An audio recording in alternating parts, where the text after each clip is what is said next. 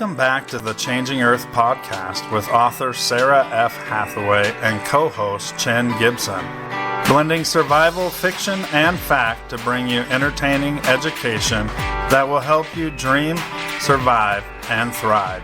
And now, here's your host, Sarah F. Hathaway and Chen Gibson.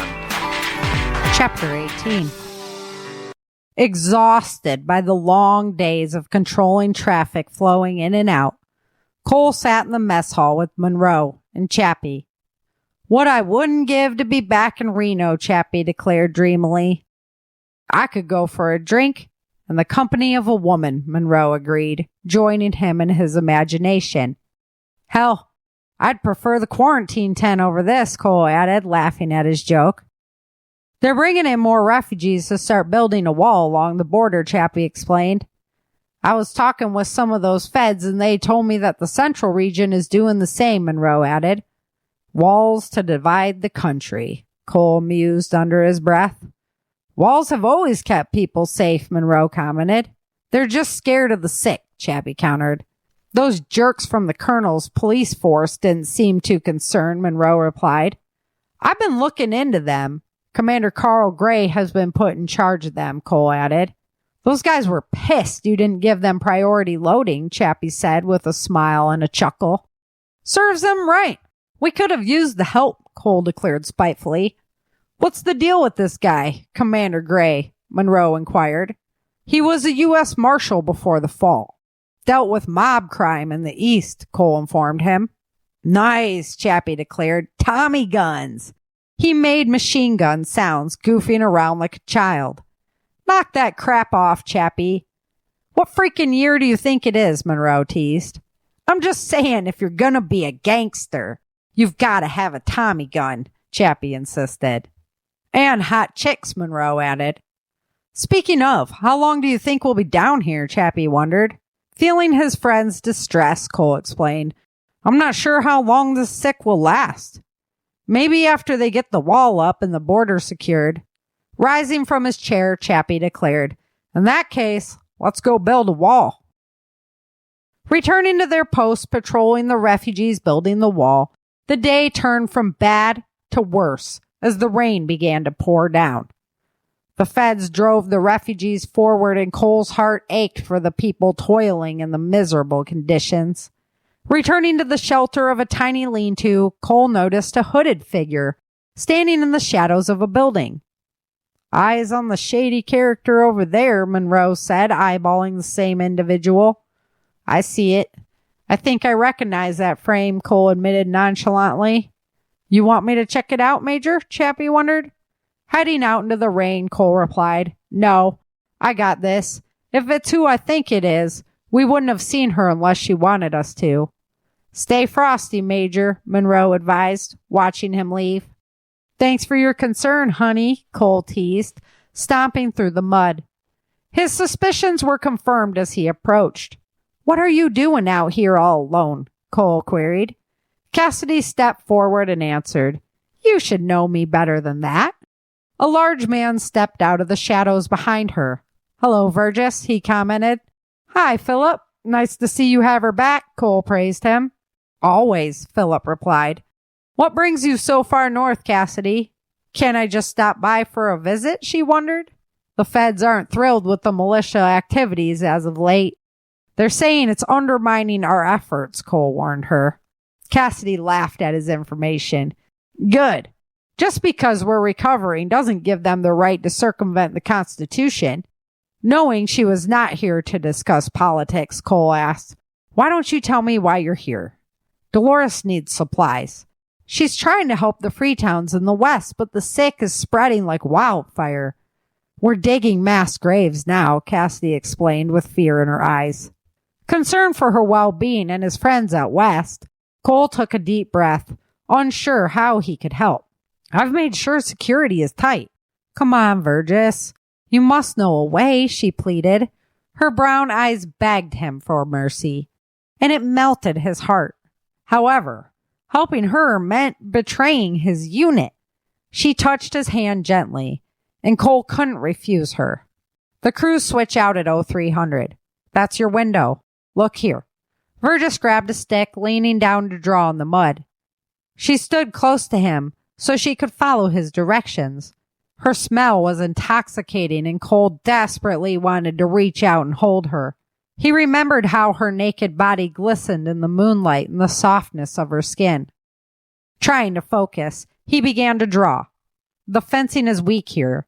You'll need bolt cutters, but it's only 2 bolts. I'm assuming she needs IV packs the most, he asked, knowing they were in high demand.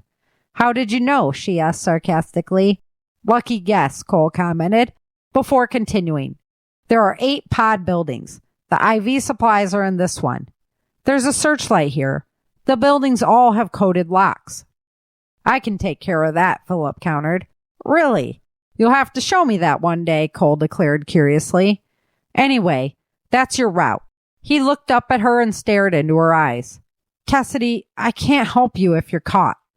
I wouldn't ask you to, Major, she said flirtatiously. You pick your night. I don't want to know any more about it, Cole replied, wondering why he had agreed to help her. Thank you, Virgis, she replied and hugged him tightly. He knew precisely why he agreed to help. He watched her longingly as she faded back into the shadows.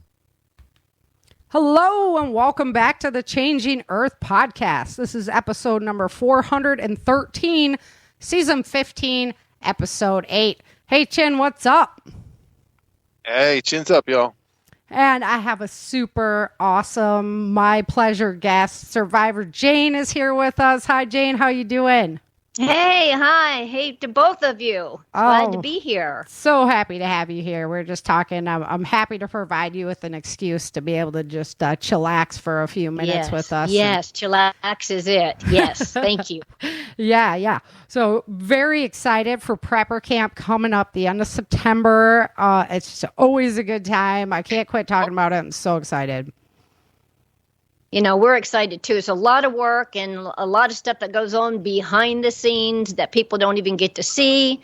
But, you know, this is Rick and our labor of love. And this is our ministry, our mission, our way to educate. So just so excited. The lineup's going to be awesome this year. Isn't it amazing how those labors of love just keep us so busy? Oh, yeah, they do. They do. But you know what? You try to put all of that energy in so that people don't notice that you put all that energy in, that it goes as flawless as it can be. Yeah, that's the truth of it. That is the truth. And it's almost at least 10 months out of the year that's consistently, day after day after day after day. It does not stop. It's just a continuous of it. We have a downtime after the event. At the end of September, we have all of October, November, and then we just hit the floor running again come December. So it's just, we have downtime to clean the equipment and do all that other fun stuff. And then we're, starting all over again. Yeah, I was just talking to my mom about that. She was like, wow, they put on this whole event every year. How long? I'm like, 10. This will be the 10-year anniversary. And she's like, man, that is just full-time gig right there. It has to be to be able to pull We that thought off. Maybe if we got one under our belt, we would be doing good, Right? Oh, and after that first one, Rick said, never again. No way would I do something like this. And we just started right back up. You don't even think about it. And it just, I don't know where 10 years has gone. But it's flown by, and we've made so many, just thousands and thousands of friends, all over the country and the world. Prepper Camp, yeah, and the world. Thank you. Yes, in the world. Mm-hmm. So, I feel the same way about my audio drama. After season 2, I was like, "That's it. I'm done." Like it took me a year to pull that off. Endless hours of doing audio editing till 4 a.m. I was like, it's over. And then everyone was like, whoa, when are we doing the next one? That was so much fun. I'm like, yeah, you just sit there and record lines. So,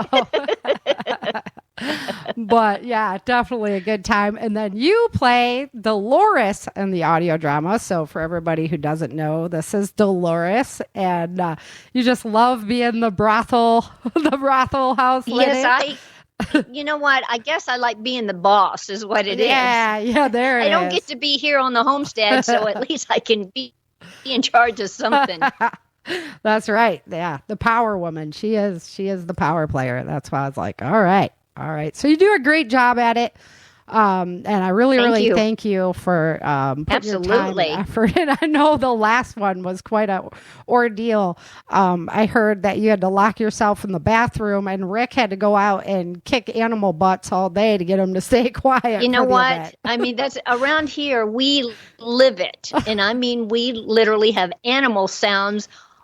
Surround sound. So even now as a recording, you might hear a rooster, or you might hear a goat, or you might hear a dog, or you might even hear the old goat. Well, I don't know what you're going to hear. That's what I had heard, like the in one of them, and I'm like, what's there, like a dove with you or something? I thought you had a dove on your shoulder. Here I am, the wall that I was recording in, actually on the other side was where our goats, the boy goats, were, and they're probably going at it. I'm so used to hearing things that I don't even discount it anymore, or I do discount it. It's just normal every day. Right. Not realizing that, you had some type of a brawl going on back there. So I was hoping you could mix that into the sound bite and make it some type of something. Yeah, maybe in the future, like, because your character goes far. I'm not going to give any spoilers, but no, don't. So we can definitely maybe work that in the future. Yeah, you need animal sounds. I got them for you. All right. Okay, so speaking of animals, today we're talking rabbits, and I myself have done rabbits in the past, but it was miserable. It didn't go well. I got a brother and sister. It's like the only thing you can't mate or whatever. It was a menagerie. But you've been really successful. You have a special, not a special, but you have a unique, I think, pretty unique breed of rabbit. What is that rabbit called again? It's called Champagne d'Argent. And it means nothing more than big gray rabbit, and they are huge. They're just big old hunking things, very meaty, pretty docile. They're not aggressive. And we've just had success, and that's the only rabbit that we have had, or the type of rabbit that we've had. Yeah, I knew it was like something unique, very unique name. And I'm just like, I can never remember what it is. So just an old snooty name for gray rabbit. Chin Big said gray it rabbit. was silver something. I'm like, that's not it. Well, silver, gray, I was like, nah. Commoners. For the commoners like the rest of us, it's silver rabbit. For the Americans, it's silver something. Yeah. But it's funny, they're pitch black, right? When they're born, aren't they pitch black when they're babies, and then they change? They are, and I'll be honest. We did the traditional. We did the traditional in the cage type of situation where you take George over to meet Susie. And that's work. And we kept a long list along who was with who and what have you. And we made the mistake of getting the metal cages that had the metal pullouts in it. And their urine is so caustic that it literally will eat through anything and everything. And Rick he had all the rabbits cages. And I'm thinking we had 2 levels, and we had probably about, I'm going to say 8 to 10 cages. And he created this chute at a corrugated paneling so that it went at a slant from one end of the bunny cages, and it went down towards the ground. And as they pootied, we didn't have any trays there at all. It was just the mesh. And they would just pooty and duty, and it would all go down into a bucket, and then we could actually take it out and use it as fertilizer. And even that, that's a lot of, you want your farm to actually work with you and not against you. Right. It's hard enough to do work, but then to have to actually work to do work, it was just too much. So we decided that we would work into a colony format where they're all running around. They're all locked in at nighttime, but they actually can go out and they dig. Oh my gosh, do they dig? They're going to hit China one day, but they haven't done it yet. But, I'm always out there burying up, the holes that they dig and whatever. I thought your system looked like they were all together. And my mom's like, no, because if you put them all together, they would kill each other, blah, blah, blah, blah, blah. And that is what, Sarah, that is exactly what everybody says. Oh, no, they're going to tear each other up and they're going to kill each other. And I went to Walmart and I got those bakery buckets that you can get for $1, the big 5-gallon buckets. And I cut half of the lid out, so it was like a big opening, and I've got like 4 or 5 of those. I put straw in them, and the bunnies go in there, and that's their nesting boxes. I mean, how cheap is that? Yeah, $1. And I can clean them out. I can spray them out because I punch little holes so the urine can go down into the ground. I have feeders that I use. Let me see what.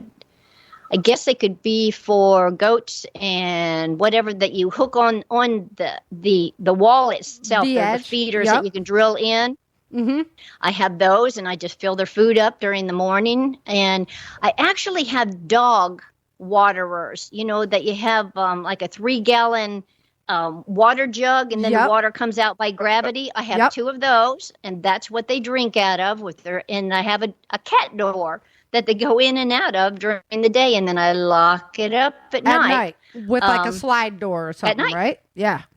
So all the bunnies come in. Now I have a regular barn door that I go in to clean and what have you, but that's shut, and the rabbits go, in and out. If they want to come in and get cool, or if they want to go out. Basically have like a shed where they can just be in there at random. They're not in any cages, and then they have their outdoor run. It's basically like how you're doing chickens, but with rabbits. That's exactly right. That's exactly right. And it is just so less labor intensive. Mm-hmm. They're happier because they can get out there and run around and chase each other, and they're not all caged up. And to me, I'm thinking, I don't want to be caged. I don't want to just be sitting locked up all the time. Yeah, and like a 2 foot brings space. Me a mate. Yeah. Yeah. Yeah, no, I totally agree. And we did the same like, oh, this will make it so easy. All their poop will just fall down here and then whoop, go right down to where we collect it for the gardens and stuff. It didn't work. It got all it's mashed hard. Up, and then the pee would catch on it. It's hard. And, a lot of times you see YouTube videos out there, and I'm sure we've all experienced that, where we've seen something and it just looks fantastic. But I wish that YouTubers would do follow-ups after 6 months and show us that, that really didn't work. Yep. Because a lot of things I've seen and I say, that's brilliant. And then you do it, and then you see the flaws of, oh, no, the reason that doesn't work is because this and this and that. And it's not to say anything bad about the person that put the video up, but it helps us all because we're all in this for education purposes. We all want to have that magic way of doing something so that we're not working so hard and that we can spend time doing other things. So this is just a learning process with all of our animals. That I thought that's how you were doing it. If we're experts in mistakes. Yeah, I like I say, I saw your setup and I'm like, she is running them all together. There's no way that they're separated. Yep. So the males are right in there with the gals. And the babies. And the babies. And the babies are there. I mean, I have rabbits that live in the yard. They're not in a little cage. They're not separated from each other, and they don't go and kill each other. No. Mm-hmm. No, I have the males and the females, and then, of course, the babies stay in the nesting boxes. Mamas will make sure they stay in there until they're old enough and their eyes are open, and they're big enough that they can get out there and start nibbling on solid foods and going out too. So they follow the lead of the mom and dad, so they'll come back in at night too. About how many males do you have in proportion to females in there? Do you even worry about it? I wish I could tell you. You don't even worry about it. No, I don't even have a clue anymore. How long does it take for them to I have to look and see. I look at the females. Oh, Butcher size. Mm-hmm. The butcher size. As far as, we wait for at least 3 months. Okay. It could go longer because that's what happens, but, at least until 3 months. So there's been times where we have had, I bet there was 50, it seemed like it anyhow, rabbits running around in there. But yeah, we try to kind of thin it out and just make sure. But after the 3 month time, now, do we have them marked? So, okay, you're this old, that you're that old. No, we don't. We just kind of look and we look at the size. And like I said, these are huge, huge rabbits. So like Jen had said or had mentioned that when they're babies, they're solid black. And then all of a sudden, as they get older, after they get maybe 3 weeks, 4 weeks old, they start that gray. And then they look like they've got mange, because they're just like black and gray and they look pitiful. They're just like, what do you want to be? Do you want to be gray? Do you want to be black? You know what? So it takes a while until they can get all that black out and all the gray comes in. And then they look like what they're supposed to, the big gray rabbit. And Rick has a cool feed growing system, right? Is that what you use primarily to feed them? Kind of walk us through what you're feeding them.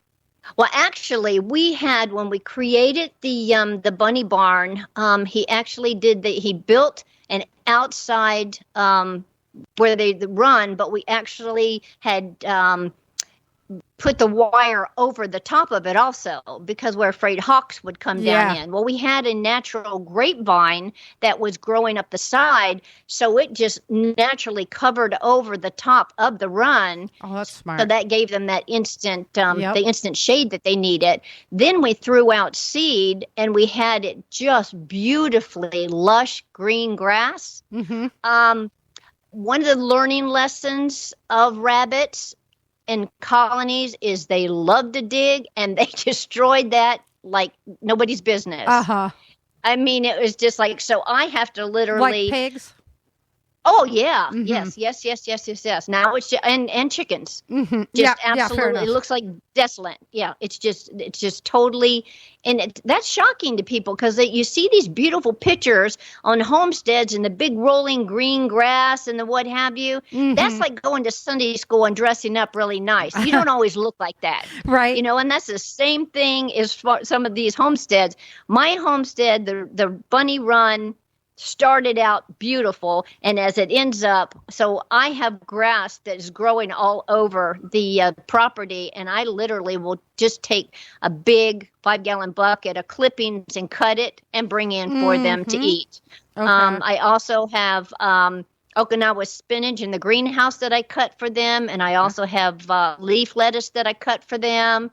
And so they pretty much live off of the homestead here of what we provide them. And like I said, they have their waterers. Right.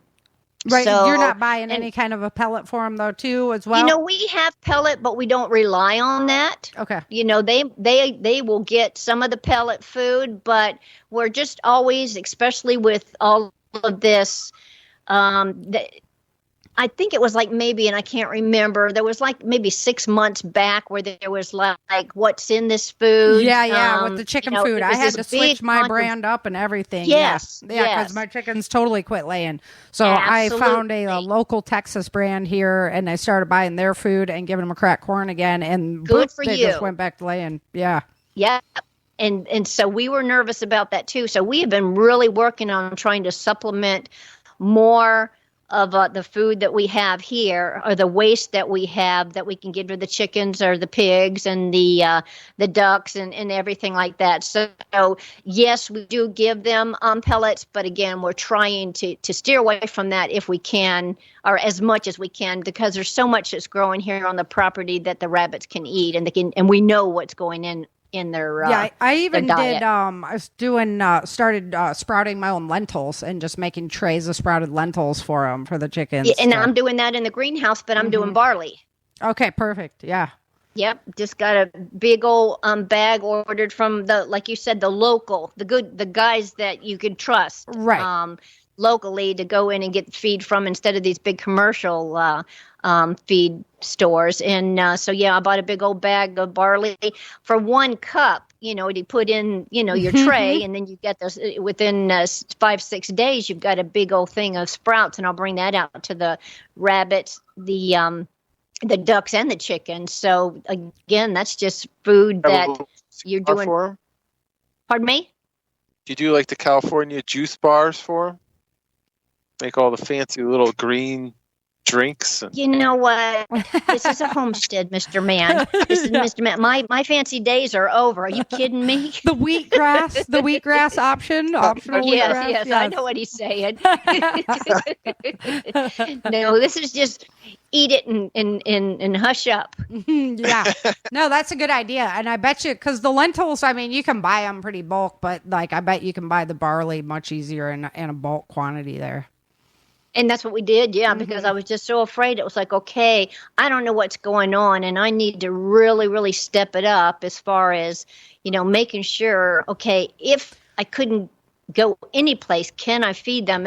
And like I said, there's so many cuttings and things that I can take out of the garden itself. But of course, it takes work. I have to take, the time out to go do that too. So the trays if are I so can do it in easy, the greenhouse, yeah. Oh, they're unbelievably, and you can cut them in 4s or whatever pieces, chunks. Mm-hmm. They're all out, and you're done. Yeah, absolutely. Yeah, they're cakewalk. They're really easy. If you guys haven't tried that yet for your chickens and your animals, are really, really worth it. I just went on Amazon, ordered. Oh, go ahead. No, I was just going to say I just bought like 8 Sterilite little shoe box containers, took the lids off, poked holes in the bottom of them, and just had them staggered. So you spray one in the morning, it goes down to the other 4, and then so I have two rows. I mean, it's like, that's kind of idiot proof. And it's the fast way to no get kidding. your animals. You could just buy one of those cheap greenhouse racks, and then and then because then I could expand it. Yep. So I have more rotating. Mm-hmm. That's a great idea. Oh, I like that. It really is, and it's idiot proof, and it's something that everybody can do. Mm-hmm.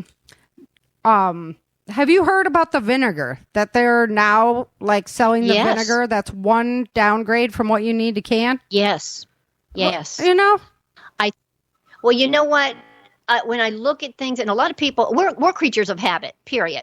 And if you look on the side of a canning jar, it says it's good for 1 year. Right. Now, your mother and her mother and her mother, those jars lasted for 5, 10, sometimes, 15 years. Once it was sealed, it was sealed. If it was kept in a good climate control area, nice and dark and cool, it was fine. But they have made things like anything else. They've made things so cheap anymore. To me, gut feeling is they don't want you to store food. Now, whoever that is, who they is, you can just come up with that yourself. Mm-hmm. But they don't want you canning. And to me, and it's just a personal opinion, I just think that this is just another creative way, because you can't can unless it's 5% vinegar. Yeah. You need the 5%. And you can use it higher, but who stops to look at their vinegar? Right. I mean, you're so used to just grabbing it off the shelf. Mm-hmm. Who would look at that? Well, I just so happened to look at the box of the canning jars one time. Why? I don't have a clue. And it was like, 1 year? What do you mean 1 year? Yeah, what are you talking about? Yeah, it's like, no, this is not, could be used up to 1 year. It was like, no, these things are supposed to last forever and ever. And unfortunately, even canning equipment and canning supplies are becoming a consumer product, which is you consume it and then you discard it. I get it. So, like somebody vinegar, somebody who has time needs to start an American-made canning process again, canning where we have canning stuff that's made in the United States again. Because I asked you the question even last time that I had you on was like, well, what do you do post-apocalyptic how do you get more jars, right? Well, you know what I do? And there's these bands, and I think I talked maybe a bit, and if I won't, I'll share it again. There's a company that actually Harvest Guard that sells just rings and they're the rubber gasket rings. Well, you can buy, or you could at the time, now maybe people have become wise to it too, but you can buy those gaskets. I got like 100 of them for $20. They're good for up to 5 to 10 uses each. Okay. I'm already up, look at, right. I can use them over and over and over and over again. So I took a jar of distilled water and I canned it with one of those gaskets. I think I did that 2 years ago, and I have it sitting in my kitchen up on the window where it gets heat and it gets cold, and that thing is solid. It has not budged. And so I'm saying, okay, that's a good test for me that the thing is going to seal. Because if I would have put it in my pantry where it's nice and climate controlled as far as the coolness, and it's dry and it's dark and all that other stuff, but I wanted it in the real world where it got hot, so it could expand or it could get cold or whatever it was.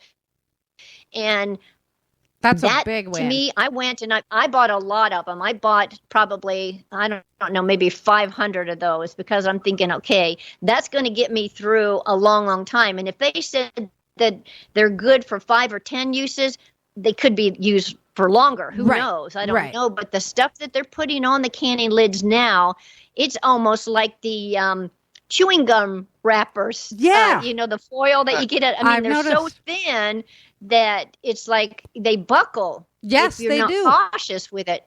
Yep. Yeah, the whole lid will buckle. And again, again, I'm saying consumer, because they don't want you to reuse those lids again. Yeah. They want you to be really cautious. Yeah. So, is it conspiracy? I don't know. But you know what? I don't want to be the one caught with my britches around my ankles. I want to make sure that I am able to can whatever we produce up here and can it in a healthy way, so that the lids aren't going to. And do I save my lids? Absolutely. I save every one. I do too. Even if they're old, I'm like, you know what? Maybe I can use it. Whatever. We'll cross that bridge when we're there. But at least I got something.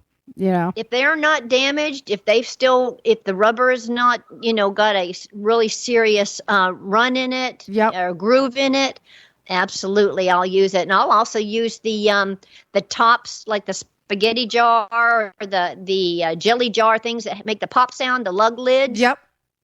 I canned pickles at those last year, and they turned out fine. I love that idea too. With the vinegar, you're already a step in the right direction. So, as long as you can create a seal, and then you do the, everybody's got to come to prepper camp and see your class, because the little trick you have for getting those sealed up is just awesome. So, yeah, good stuff. Very good stuff. Well, I knew that when I was watching, the latest YouTube video that you guys did, that was incredible. It was a great YouTube video that you guys did about your homestead. And when you guys were talking about your bunny area, I was like, that is not like set up. That's set up like I set up my chickens. And if it's that easy, then I could definitely pull that off. Now, how do you guys kill them? Like, because I've seen just pull their head. I'm sure Rick's the one doing it. Maybe. I don't know. You're pretty badass. And you know what? I usually, I get, I get it when it's naked. Once Rick has asked them to remove their coats and their heads, then, I get the whatever you would put the spit on and put it on the campfire. How is he doing it? Broomstick, or he's just pulling it, or what? What's he doing? No, he literally will just pull it off. Yeah. Because honestly, to tell you the truth, it is like pulling off a jacket. Mm-hmm. It's that easy. Yeah. It just is not nasty at all. Do you guys do anything with the skins? I've got a lot of them in my freezer, because I do want to do something. I don't know what I would do with them, but I just think it's such good. Yeah, that's something that's something that I taught myself how to do, was tanning, and it's really, really cool. Using it's a chemical, alum, right? Yeah, alum. Mm-hmm. Yeah, you can alum. You can chemically treat it it's one of the easiest ways to do it. And then I had met this friend who did like beaver hides and stuff like that. And, you've got to just work that skin and work that skin and work that skin to get it soft. And his were the softest skins. And I was like, how do you do that?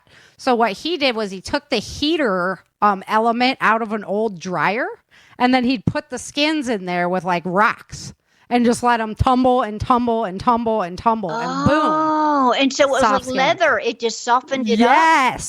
Yes. He didn't do any work. Wow. I was like, what? That is such a cheater method, and it's so that's awesome. Why I haven't. Yeah, because I've worked raccoon hides. See, I don't have that luxury. Yeah. I mean, honestly, it's just right now in our life, it's always been just, I don't have the luxury to just sit there and just scrape that, right? And scrape it and scrape it and scrape it. I just don't have that time. I got to be doing other things. It takes so long, and I worked it for so long, and it still wasn't that soft. And I was like, okay, how are you doing this? And like cranking them out. And that's what he did, was he took the heating element out of an old dryer, and then you put stones in there with it and just let it tumble, and boom, now you got soft skins. You didn't even have to work them, because that's what you need. You're breaking down that whatever the fibers or what have you that are holding together. So So there's your trick. And it would probably there's be my pretty trick. easy. Rick's gonna say, "What are you doing?" I said, "I'm taking the heater out of this dryer. To do these skins." And once you get them, so you first have to salt them and get all that stuff off of them, give them the initial scrape down and whatnot, But and then you soak them in the alum, and that chemically treats them, and then after that, you can throw them right in that dryer, and boom, you've got soft skins. Wow. So could be another income source, right? Yeah. I mean, the neat thing about rabbit meat is that it's like chicken. It literally takes on whatever it is that you're making. So I have made chicken spaghetti. I've made chicken cordon bleu. I've made baked chicken. I've made, rabbit. I made, all. Yeah. Anything that I would make with chicken, I can make with rabbit. You just want to make sure that you marinate it real well. A lot of people say, "Oh, it's tough," and you put it in a slow cooker, or you put it in a Instapot. So many people are using those Instapot things. It's as tender as can be. You can can it, so you can go ahead and cut it up in bone or out of bone, off bone. So there's just so many versatile things that you can do with it. In a pinch, if you can't get to chickens, or you didn't have chickens, or you needed to have some protein, and it's so lean that the sky's the limit on what you can do. You can actually add some pork fat to it, and you can make bunny burgers with it. I mean, there's just so many foods that you can make with it. Yeah, that's awesome. I really would love to try it again. Go ahead, Jen. I was looking at Rick's book, The Secret Livestock of Survival, and I was surprised that rabbits have like some of the highest percent of protein, like more than turkey and all. It's way above that. I was surprised to see how much protein. And like no fat. So that's the other thing. You can't. Yeah, you got to have some fat in there. And that's why you have to add. Yes, you have to add that pork fat too to make bunny burgers. Yep. If not, there's nothing to make. I mean, you just got a piece of bunny you chewed up and spit out, Yeah. It's a binder, That makes sense. So, we'll wrap it up. I want to just talk a little bit about what are you most excited for? Actually, hold on before we go there. So I had asked Rick when he was on my show last how he met you and how that all went, because I needed a question for him that he wouldn't expect, right? I didn't want him to be prepared for the question. So from your point of view, how did you meet Rick, and walk us through that? How that all started. I'm not going to walk you through it. I'm going to tell you that we met through mutual friends, and our first date was at Disney World. And it was kind of like from that first night on, we just were a couple. And we have been a couple since then. I mean, it's just like we're a little different because anybody that's met Rick knows that he almost looks gruff. He almost looks like, he just kind of doesn't want to talk to anybody or whatever. And me, I'm just like a water wiggle. I'm just like all over the place. Uh-huh. Yes. And that's exactly what it was. But we realized that we had a lot in common, even though we had different personalities. I mean, he's a very, very smart man, a very, very, very, very smart man, which I appreciated. I liked somebody that had, something upstairs. And I had come out of the legal field, so it was nice to be able to talk to somebody that had conversational skills, if you would, but he also likes to play. He's the type that he would write little notes. He'd fix a sandwich and send me to work, and he'd put a little note in there, and it would be like an embarrassing note type of thing. So you would you didn't want to open your little lunch bag because you didn't know what he was going to say in there type of thing. I love it. He just was like that. He just, or he'd put an old sock in my lunch bag, or he would put, it's just like, I like humor.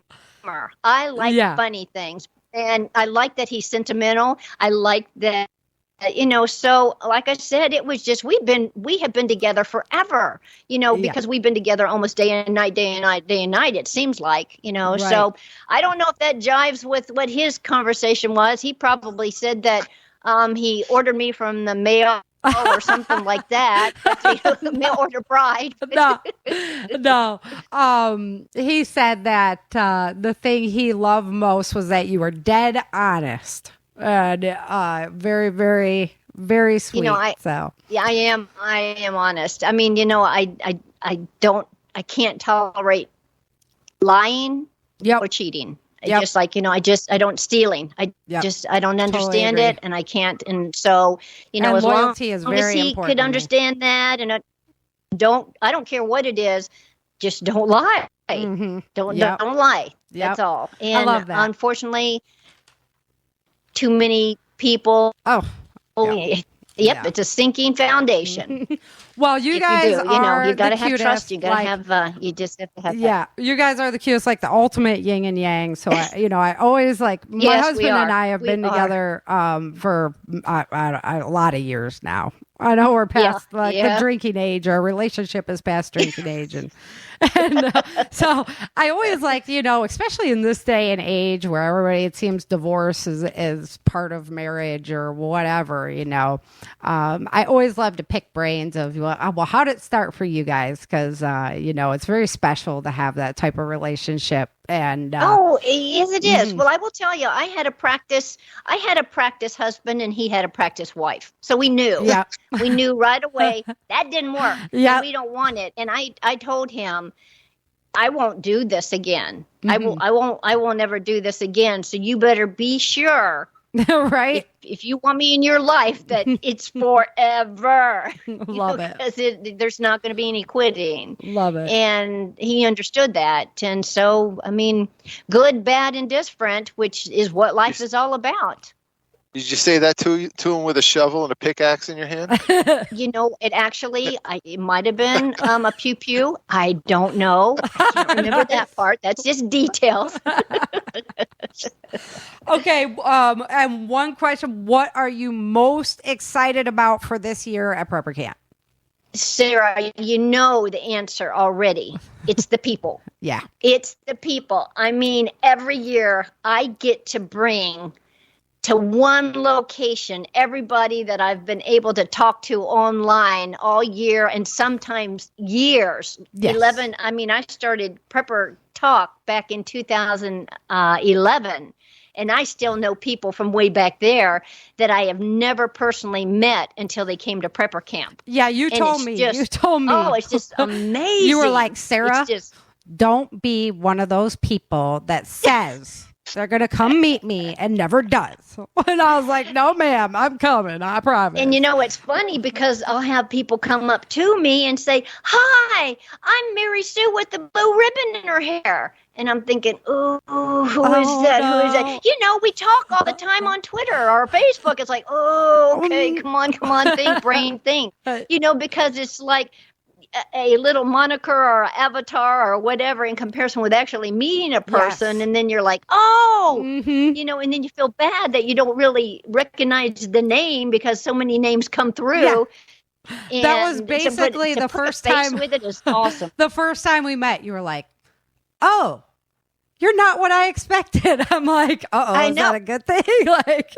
Yep. But that's, you just, somehow your brain, and I don't know what it does, but it has a preconceived of who you are and what you look like. Yep. And then all of a sudden you meet and it's like, oh, wow, you're taller, you're shorter, you're wider, you're not wider. It's just. Well, I'm definitely not taller. We're going to put it that way. No, I definitely, I kind of knew. I mean, it was like, you're lacking height. I'm sorry. Yeah, but you just were not paying attention when that came around. But. Yep. Awesome.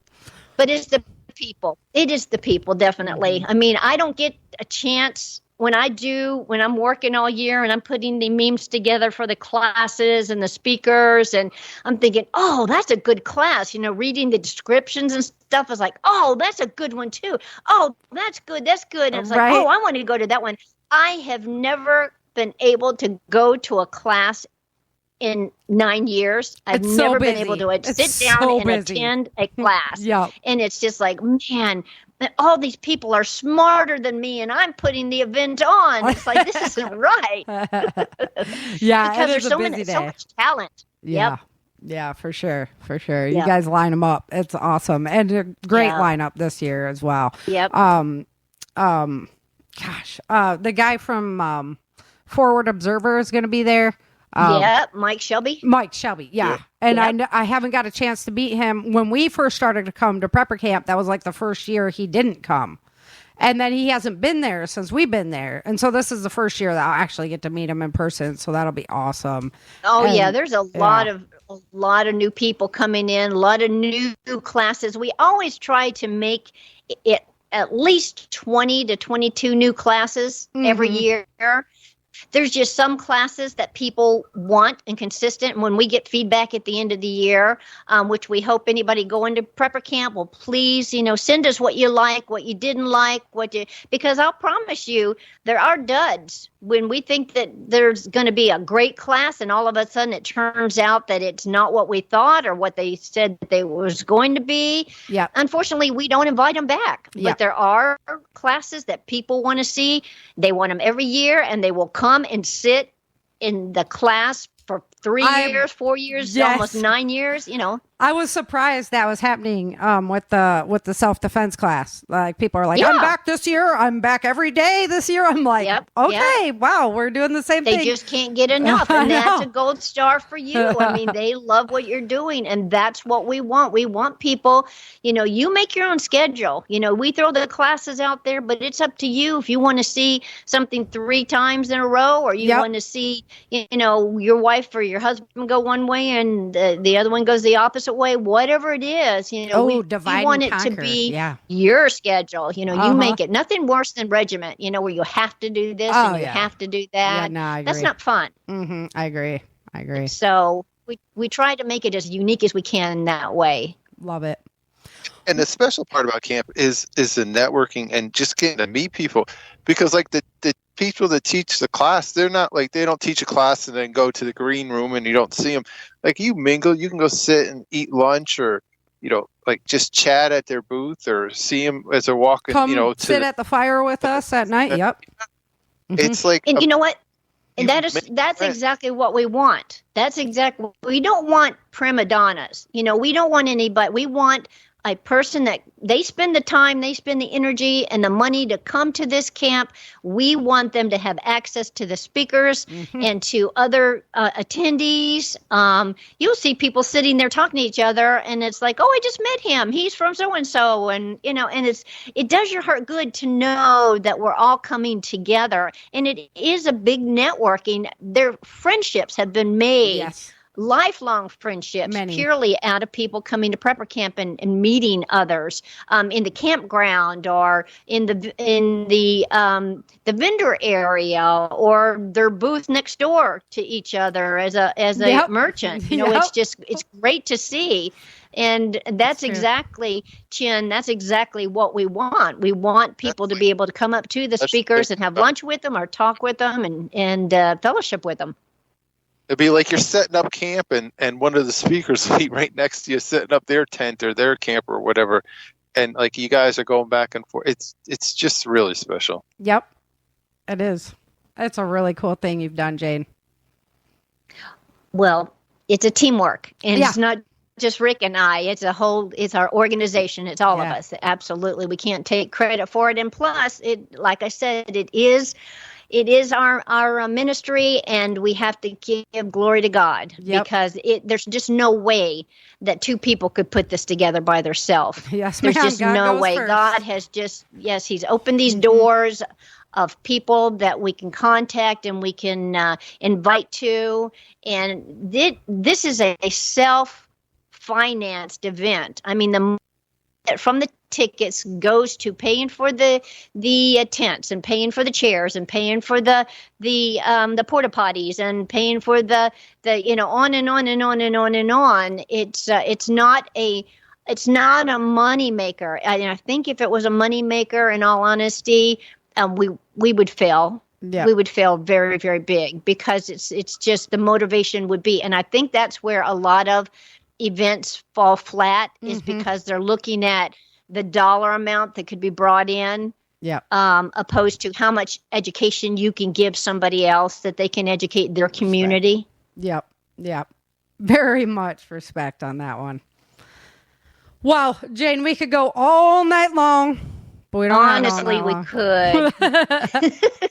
Soon enough, we're going to be able to hang out and have that conversation. So, still got tickets for sale? We still have tickets for sale. We'll be selling them up until 2 weeks before the event. Go to preppercamp.com. I mean, it's as easy as you can be. Yep. Just click on the little hamburger 3 dashes up there to see where you can buy your ticket. I think it's right on the front page. You can click on that. You will not regret it. Once you come, you'll be coming back, God willing, every year. I mean, that's just a pilgrimage that most people just plan on their schedules every September. Yes, ma'am. It's our family trip. Back to prepper camp. Yep. My and kids that's what it is. Why go in the summertime? Mm-hmm. Yep.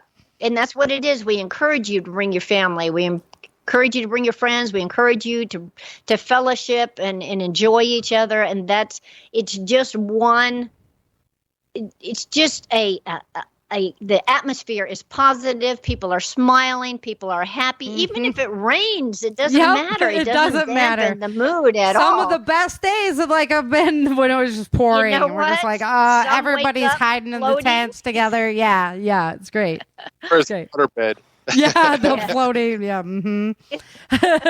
that's we have the trailer stories. Now. Yep, yeah. But you know what? Those are fun stories. I remember, where we had such a gust of wind one night that it took somebody's camper thing off. Everybody kind of rallied together and they put it all together. Well, it took out the entrance too. You guys had the entrance all set up and just smashed. To tell you, that thing was blown to pieces. And people were waiting in line to come in that morning, and we got duct tape, and we had sticks, and we had we had men holding up corners, and we duct taped it, and nobody was the wiser. All right. Nobody ever said, "Look at this place." It was just done teamwork. It was attendees that were waiting to come into the event. All chipped in and made it look awesome. And that's what prepper camp is about. Everybody helping everybody else. And that's when you know you're doing something right. You got it. You got it. All righty, Jane. Well, I got to let you go so we can get through some Changing Earth news, but I can't wait to see you in September. Absolutely. Always a pleasure. Listen, thank you so much for inviting me back. And if you have another hour down the road, you want to talk about something else, I'm always welcome. I'm always open. You are always welcome. You got that right. You hit it on the head. All right. Bye-bye. Take care. All right. Bye. Bye, Jen. Bye. Oh, man. I just love that lady. She's the best. You know, Sarah, we really need to have notes when we go into a show with Jane because there's so much dead air. I know, right? Like, yeah. No notes needed. I wrote down 3 things on my paper today.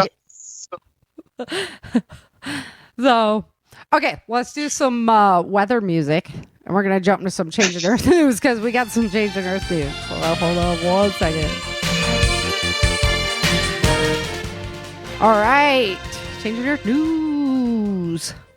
So thankfully, solar activity has slowed, which is good because we were rocking and rolling last week as far as the earthquake activity went. Not so much in your neck of the woods, but you guys had some big storms, right? We did, but we didn't. But there were storms running through north of you. Big time. Mm-hmm. Yeah. So top stories for this week. Obviously, Hillary's hitting Southern California, which hasn't happened. I know. I love that they named it Hillary too. Like, name just cracked. Right? Tropical storm Hillary is screwing over California. Go figure. In reporting, right there.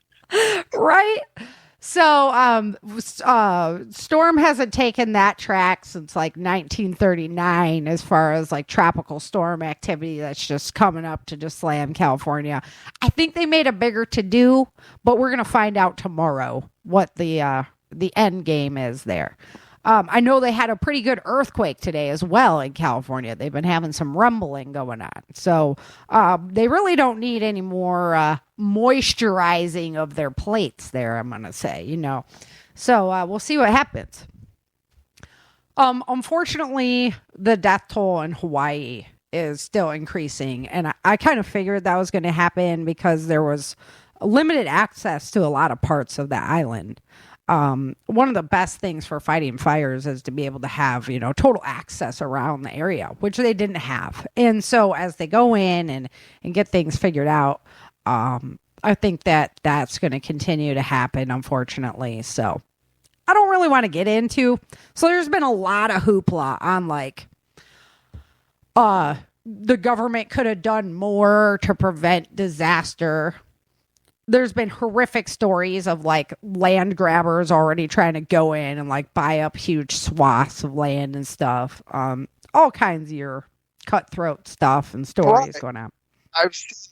I've seen amazing stories of people banding together to help each other and help their neighbor out. Boom. That's what I really want to stay with. To go help pluck people out of the water. I've seen neighbors just stock, private boats just bringing in tons of supplies, tons of money being raised from Sturgis and stuff for them. And that's people work together. Yep. It helps so much more. See, and that's why, actually it was Brian Duff that told me one time that he was like, you know what, Sarah, we've never gone to a Mad Max scenario before in the United States when it was we're getting really hammered. So I would hope that would be the trend in the future. And I was like, you know what? That's true. It's really true. We've been down on our luck. We've had some really severe things happen in our country. And we've never, ever, every time we're faced with severe hardship, the trend is to band together. So hopefully that would be the trend no matter what. Because I think that's really what pulls us together. And that's awesome. Common goals.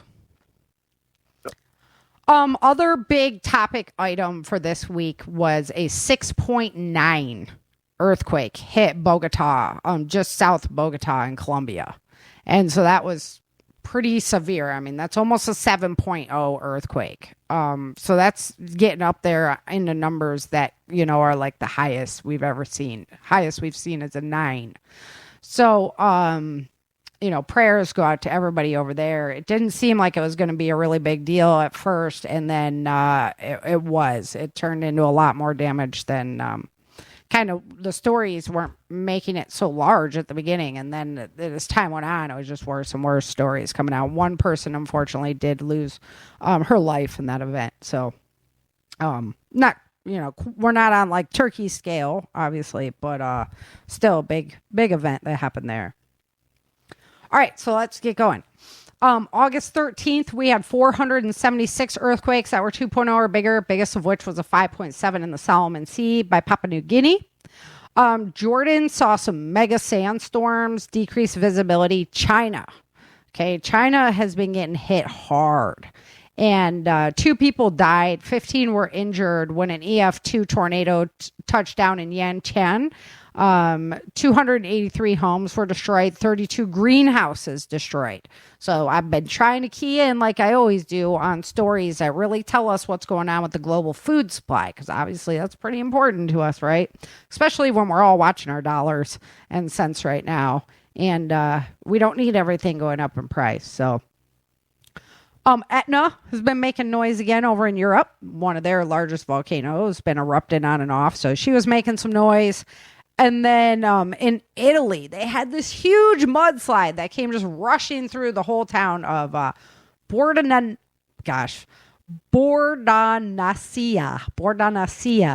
And it was pretty spectacular to watch this mudslide come through. It damaged homes. Luckily, there was no injuries for that incident.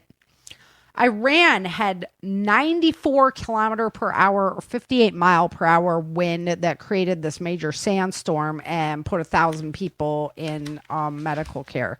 So we kind of talked about that. I kind of brushed, like on Sunday, it's tough to see, like, is it breaking news now or did this happen yesterday? So I try to go back to Sunday and see what happened once we're on next Sunday. On August 14th, there was 393 earthquakes that were 2.0 or bigger, biggest of which was a 6.1 in the North Pacific Ocean.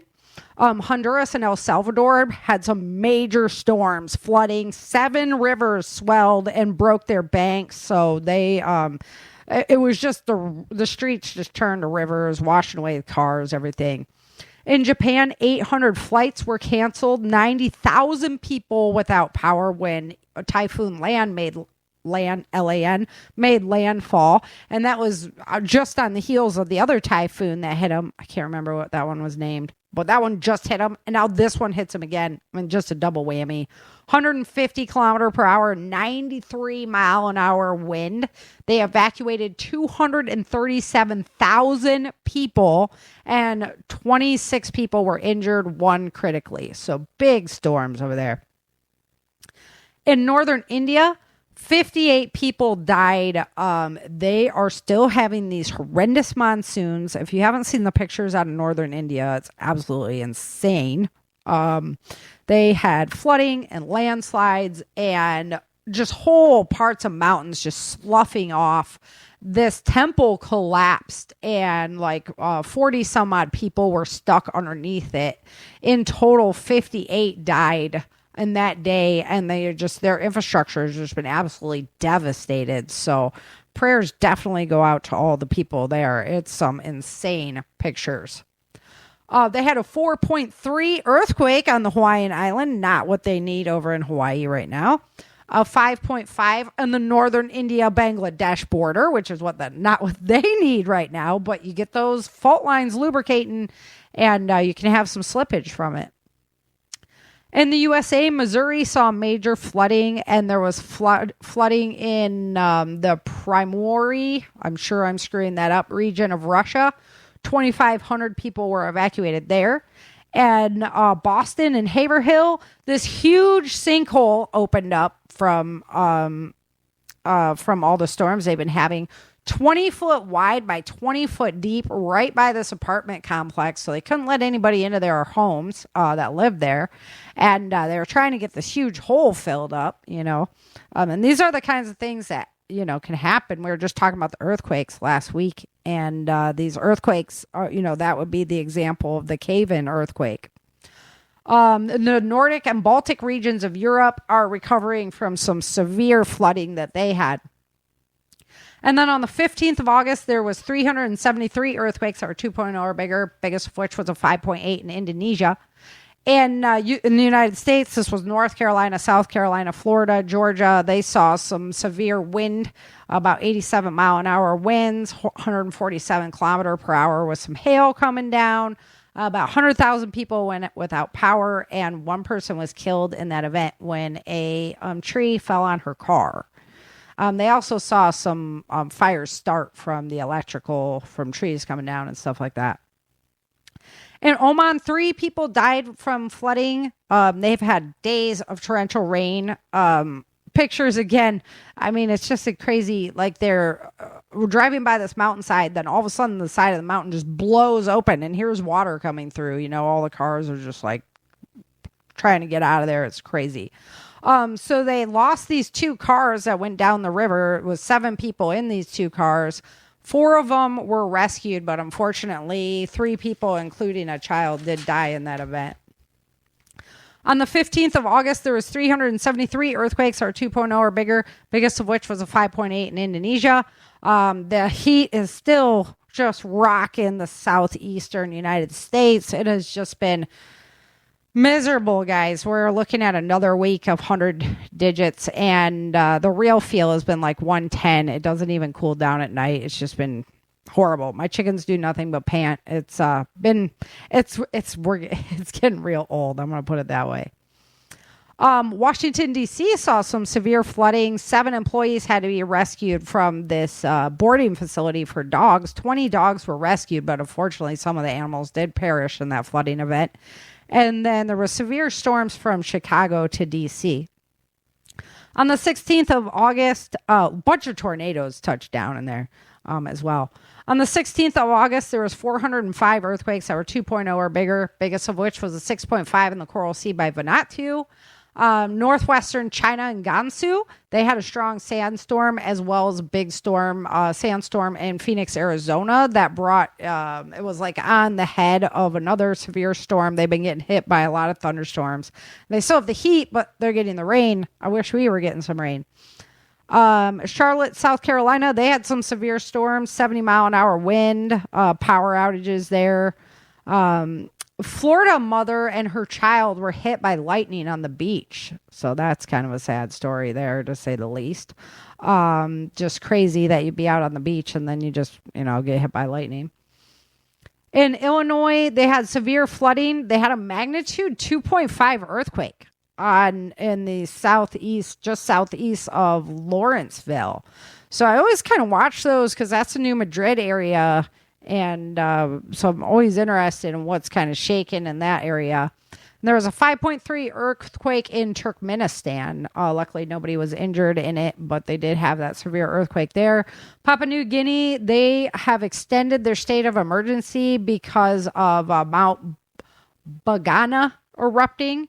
And it was just, ash everywhere, people in severe need of supplies and things like that in that area. So prayers going out to everybody there.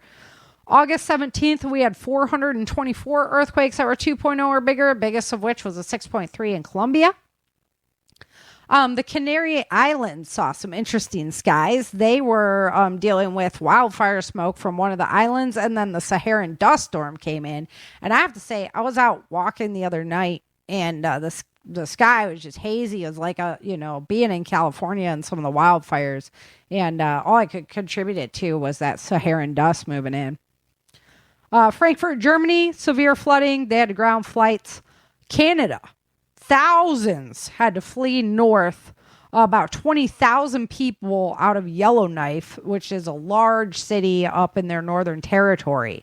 They were literally doing like military flight evacuations. And this one lady was like, my car was melting as I was trying to evacuate. Like that, right? Like, dude, you've waited too long if your car is melting on the way out. So we'll have to see kind of what the aftermath of that is, but it seems to be relentless there in Canada. 6.3, that's when the 6.3 hit near Bogota. One person died. They had a 5.10 earthquake 10 minutes later. On the 18th, there was 439 earthquakes that were 2.0 or bigger, the biggest of which was a 5.7 in the South Atlantic Ocean. They had another earthquake, a 2.8 on the Indiana-Illinois border.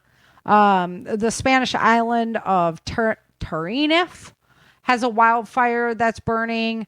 And then Minnesota, they've been having those severe hail events, so they're starting to do a lot of assessing on what their crop output is going to be for the year.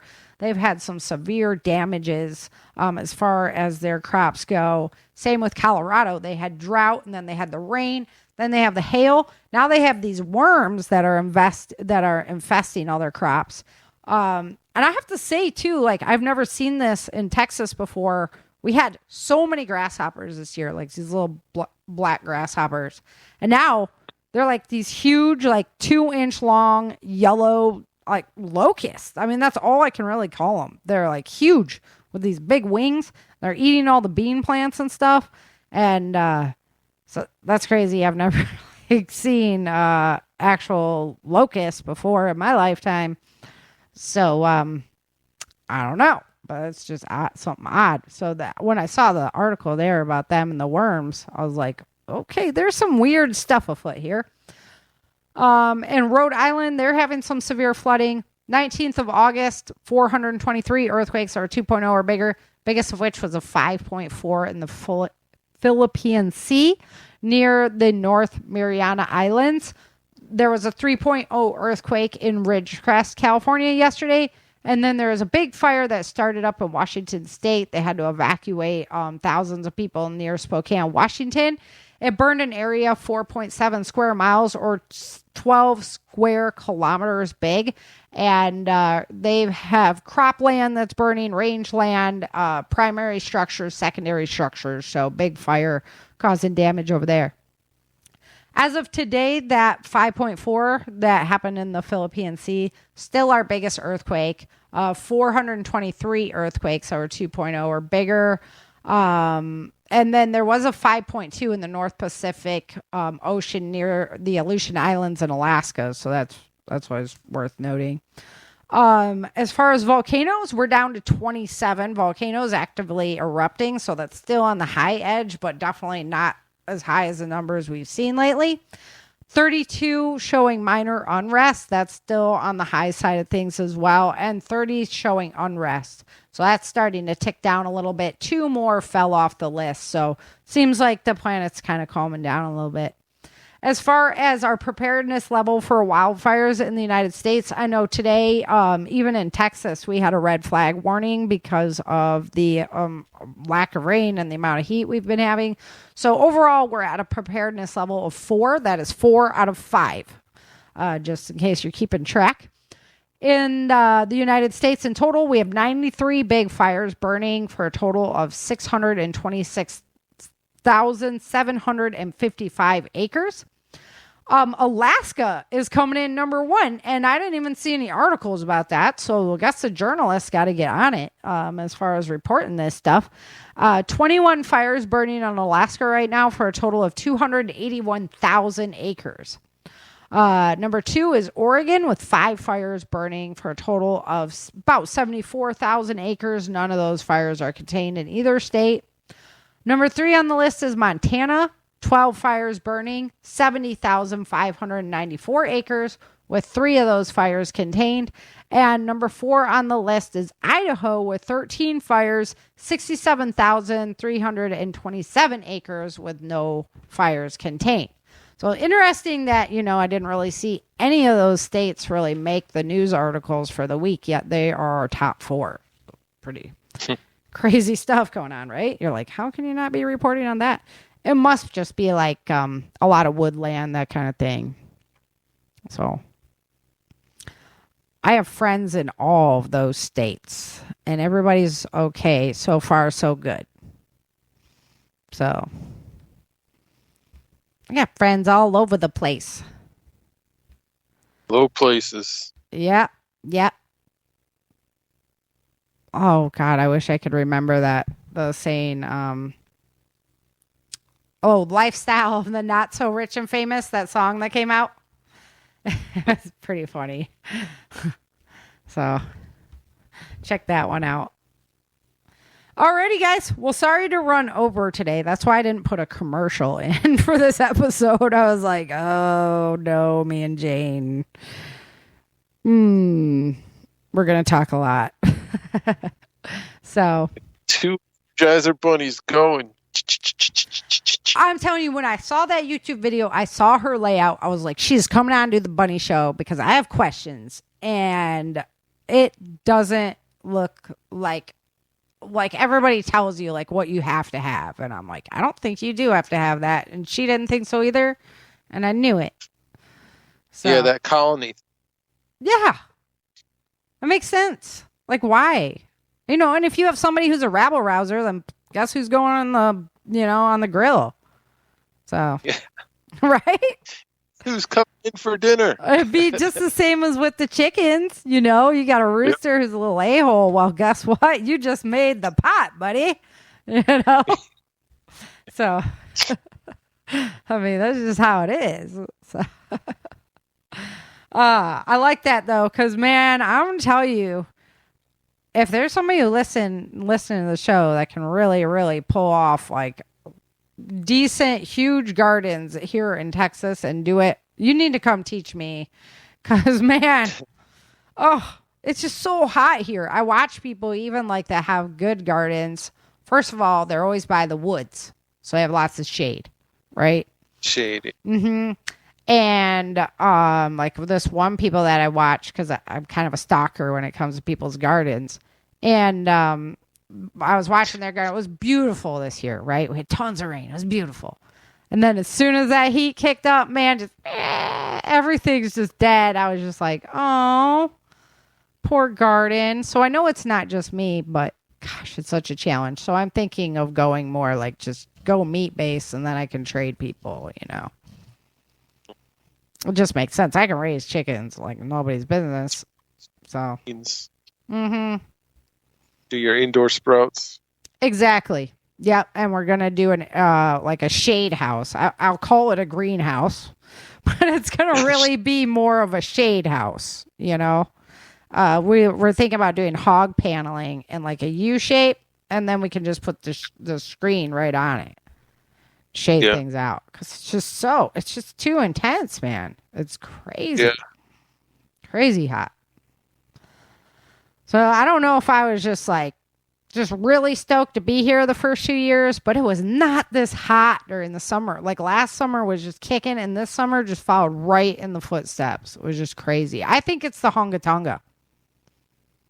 When Hunga Tonga erupted, it just blasted all that water vapor up into the atmosphere. And I know I was like, oh, yeah, right. It's going to be the volcano that warms the planet.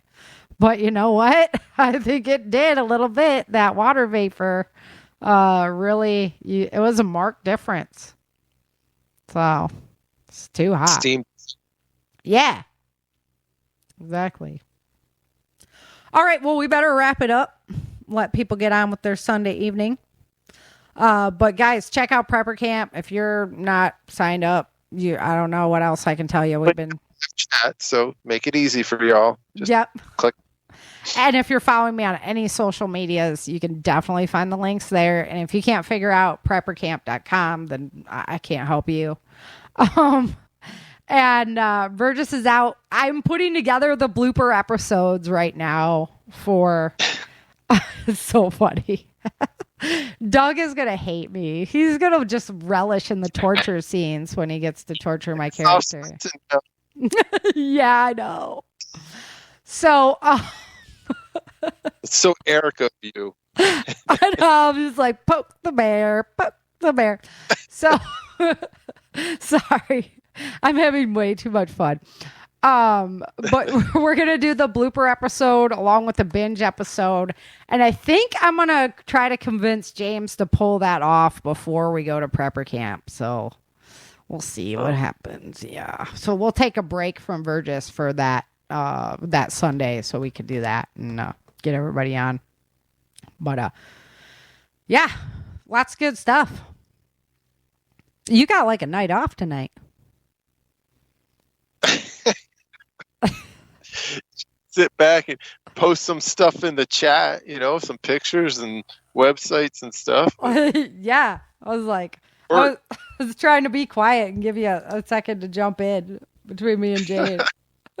It was difficult. I know. You got to just barge in like, hey, ladies, I got something here. Need to go get that whip out of the closet. Right? Yeah. So I always think about doing like the women's show after prepper camp, and then I never pull it off. So this time I got to like really do it. Have a cadre of female, like, excellent females. You can pull it off. Talented. Yeah. Oh, the one gal, I always forget her name, but she does awesome shooting classes. She was Wolf's significant other. Yeah. Yeah, I know. Of course. Her name is escaping me right now. We've hung out with her. I know, big time. I'm just, I suck so bad. bad with names. I'm so sorry. I'm the worst with names. Nicole. Yeah. Thank you. Oh, it's like, no, I cannot forget. She's such a nice lady. Yeah. Yeah. But she's another shorty. Another short person. I know, the shorties. We rock it at prepper camp. Jordan. Oh, yeah. Yeah. Goodness. Right? I know. And so I'm always like, and then Rhonda, of course. And, yeah. God, what? So, Alexis to kick my ass. I know. So we got to get them all on the show. We'll have to do that after prepper camp this year. But all right, guys, we're going to get out of here. It's been so much fun. Thank you for listening. Thank you for joining us. And until next time, remember, dream, survive, thrive. Thank you for joining Sarah and Chen for this episode of the Changing Earth podcast. Don't forget to pick up your copy of Day After Disaster, Without Land, The Walls of Freedom, Battle for the South, Dark Days in Denver, and The Endless Night at www.authorSarahFHathaway.com. If you love the Changing Earth series and podcast, become a supporter while you're there.